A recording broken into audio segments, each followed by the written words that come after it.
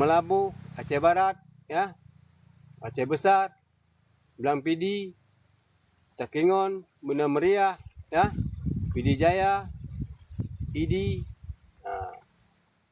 langsung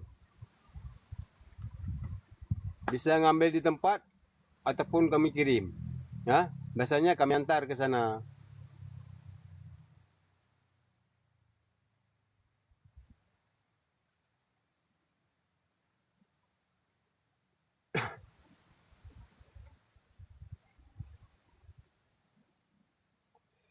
Terima kasih saya sudah bergabung. Mudah-mudahan bagi yang bergabung sehat selalu, dimudahkan rezeki.